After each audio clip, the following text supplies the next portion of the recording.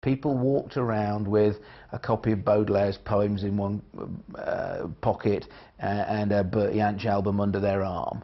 People read William Burroughs. It's not everybody, it's not the man in the street, but people who went to university did think that those kind of intellectual pursuits were a good thing. He read a lot of poetry, and he was a poet, and a lot of poetry, you don't really see that much cheerful poetry. Classic poetry, good poetry, does seem quite serious and does seem to have an undercurrent and does seem to be codified. And I think that he approached lyric writing as a poet rather than as a lyric writer, hence the reason that he never goes "ooh baby" in any of his songs, because that's kind of what lyric writers do. When I showed Nick's lyrics to Chris Bristow, who had taught him at Cambridge, Chris was really impressed, having never read them before. He looked at them and he said, that's the most extraordinary mixture of Blake and Tennyson. I could never imagine such a thing being done. And he, unlike me, I have no background in literary criticism, but the lit crit guys can get really worked up about Nick's stuff, and they can start saying, oh, there's a bit of Tennyson there, a bit of Sartre there, a bit of this, a bit of that.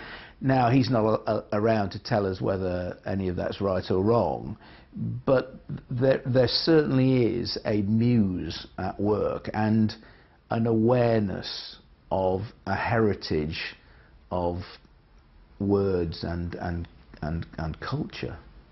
He leaves a lot of space with his words, and the space is just for you to let your mind wander. And I think when you listen to his music, it involves you in the story, but then it leaves enough gaps for you to daydream and to be taken along. And you know, I think that's like a really important part of how he wrote.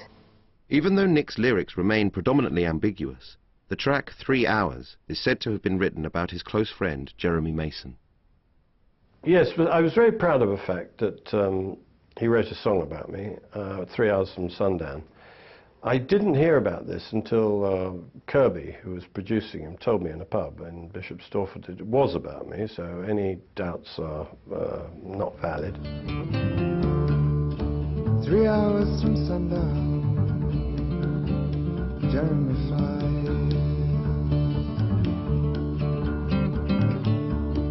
hoping to keep the sun from his eyes. I was pretty keen on women, I have to say. And he did sort of observe, I think, that there was something about being a slave or something.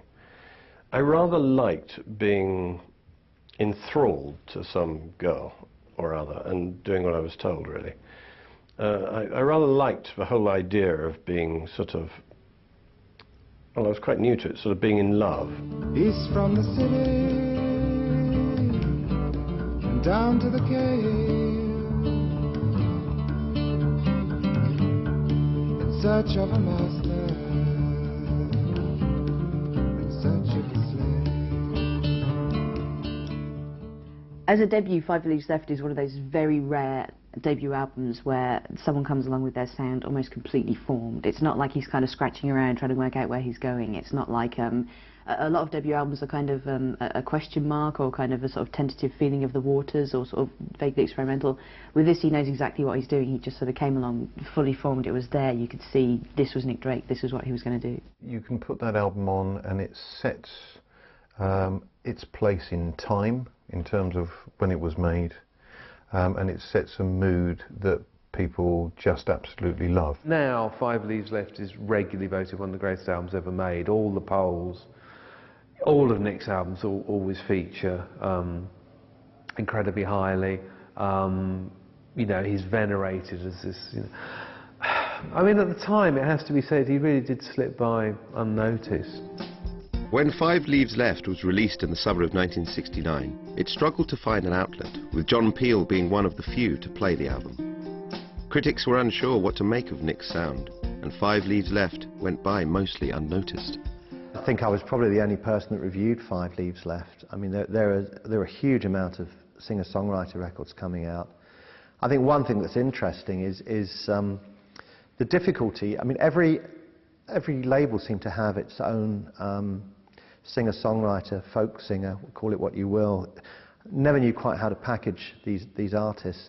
But even later, really good critics' favourites, you know, top kind of artists like Jackson Browne and Ry Cooder, never sold more than 3,000 units. I mean, they're awful sales figures. In one sense, the timing was great because it got Nick on Ireland in the late 60s and working with Joe and John.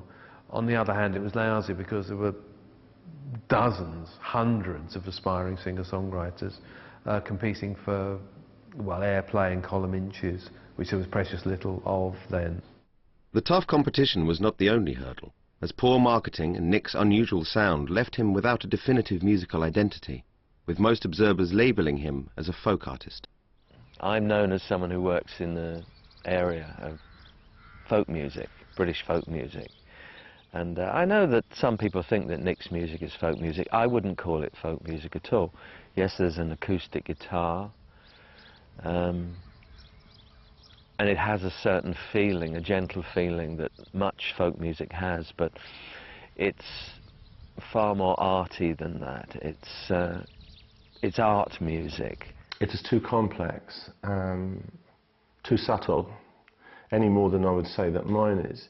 I think we created a uniquely British art style, the singer-songwriters from the 60s. And there, I include them all: Roy Harper, John Martin, Burt Jones, John Renbourn. I'd like to think I made a contribution to. Something very unique evolved that you know, went to America and has been adapted by other writers. Paul Simon's a classic example. You know, we exported country blues back to America, and they came over here, and Paul hung around Soho and took the British style of guitar playing back to America and added his own stuff, and the rest is history. Undeterred by the failure of 5 Leaves Left, Nick Drake wrote a letter to his tutor to explain that he would not be completing his final year at university. Nick had now fully committed himself to becoming a successful musician. By all accounts, he was upset it didn't sell better, but I mean, you know, he knew it was a very competitive market, and went out on the promotional bandwagon and didn't particularly enjoy the experience. I mean, you know, performing those quite introspective, melancholic songs to largely disinterested audiences in folk clubs or as an opening act for an electric band wasn't a particularly satisfying experience, but, you know, he gritted his teeth and went out and did it. In the autumn of 1969, Nick Drake returned to performing, supporting Fairport Convention at the Royal Festival Hall. When Fairport played the Royal Festival Hall in 1969, it was a big, big thing for us because we just started playing folk rock, British folk rock. And this was the public unveiling, you know, it was a big concert for us. And Nick was supporting. And I have to say that I didn't really see Nick's set because, you know, I was pacing up and down backstage, psyching myself up, as indeed we all were, I think. It was such a big event for us. But I later heard that it wasn't a great success for Nick, and there were great longers in between the numbers where he tuned, and he didn't really converse with the audience. He was totally anti-showbiz, you know, and he came across really beautifully. You know, he seemed like a really sweet guy, and he played really nice. It was painful for him. He didn't, either he didn't know how to project, or he couldn't, and that's not an area for me to go in. But it didn't get beyond the edge of the stage, and so he didn't get received at all well. We all get scared. I'm still scared all these years later, and if you're not scared, it means you're blasé about the audience, because tonight is the night it could all go wrong. It could all go belly up and they not get it, and you break a string and you forget your words and you look like a, you know, an idiot on stage. There's always that, but I don't think that was it with Nick. I really don't think that was it. It was something deeper and darker, probably.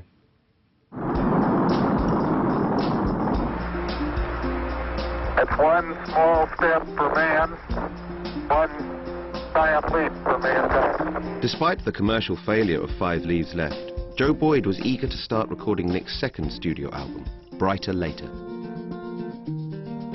So in 1969, Nick Drake returned to the recording studio at Sound Techniques, again with John Wood as his engineer. This album was to include more rhythm tracks and made use of a variety of musicians, from South African jazz pianist Chris McGregor to John Cale from the Velvet Underground. This was going to be a more commercial album, that would move away from the pastoral sound of Five Leaves Left. Sound techniques in John Wood's was where Joe Boyd always recorded, and many of the Witchseason artists, including Nick Drake, I think, recorded there. The great thing that John Wood's was that he was an innovator in recording techniques. As I say, the first record the Incredible String Band made, we made standing around one microphone at various positions around one single microphone, like they used to, and so you step in to take a solo and step back when you want to go back into the group sound. The next one was 8-track, and that was jumping tracks from one to another. You had to put something down on one track, and then to get anything over it, you had to move that aside and put on the first track, and gradually the sound got worse and worse and worse the more you put on.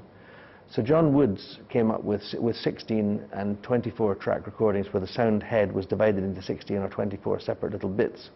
So you could lay on sounds independently of each other, and if you didn't like something, you could wipe it out again and start again. So working in the studio became more and more like painting, where you could actually undo something. If you didn't care for it, you could put on another color.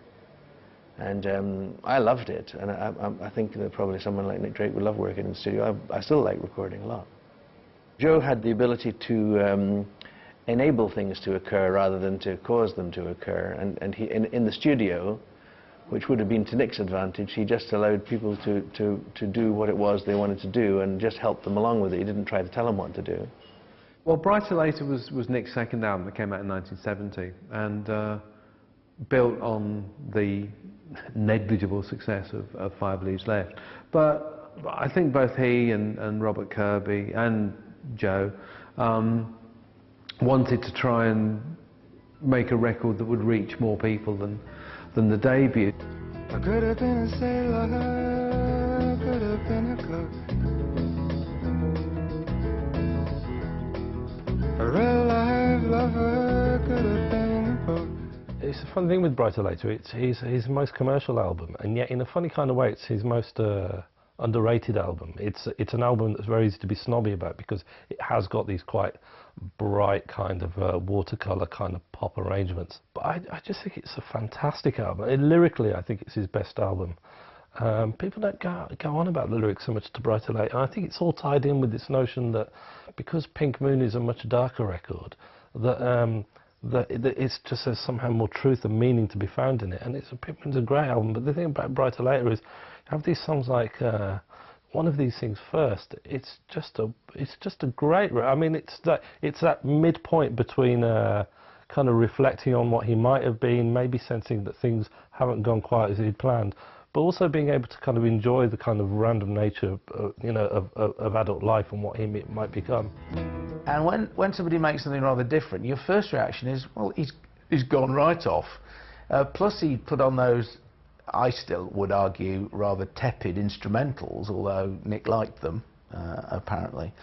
But the more I listened to it, the more I understood that actually this was simply a reflection of his state of mind and his location. You know, most of Five Leaves Left comes from Tamworth in Arden, actually some from Aix, but Tamworth in Arden and Cambridge, which are fairly sort of English and a bit rural, at least non-metropolitan.